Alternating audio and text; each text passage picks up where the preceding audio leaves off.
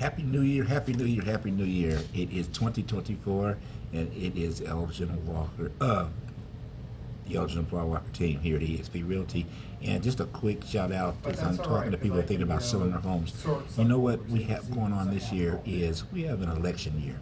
And traditionally during the election years, it is normally, depending upon what the market is doing, a good time for sellers to market and sell their homes generally up to around the summertime, September-ish, maybe October at the latest, putting their homes on the market. Reason being is this.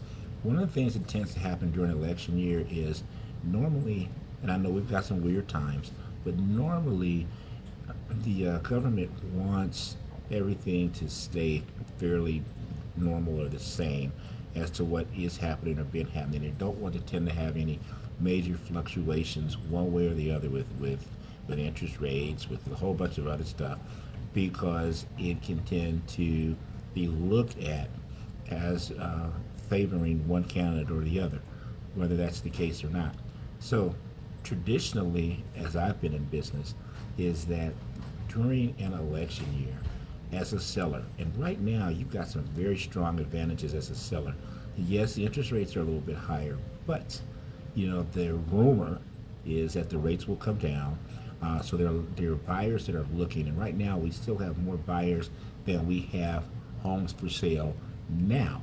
So if, you know, March, April, depending upon who you talk to, if rates do begin to go down even further, because they've come down off of their highs.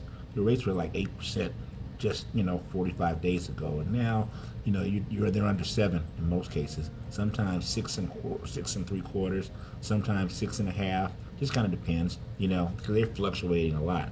But the bottom line is that as those rates go down, there's going to be more buyers that are going to try to jump into the market to take advantage of those rates. As the buyers come in and there's already a lack of inventory, and if you have your home and you're in a position to sell it or thinking about selling it, guess what that does?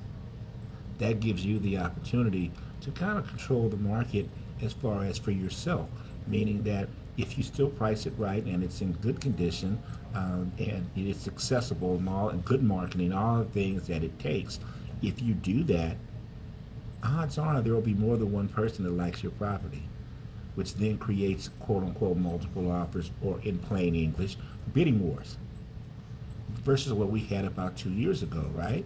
A year, 2 years ago, when you put a house on the market and it's selling at, you know, 40, 50%, sometimes higher than what the list price is, or all cash, or removing all the contingencies, all that stuff. Well, if what some of the things that are being projected, at least in the areas that I service, happen, there are going to be opportunities to see that market again. But I will tell you that normally, no matter what the market is doing, as we get closer to the elections, things seem to slow down. Sometimes they tend to stop, depending upon whom the next administration would be, whether it be the incumbent or whether it be you know someone new.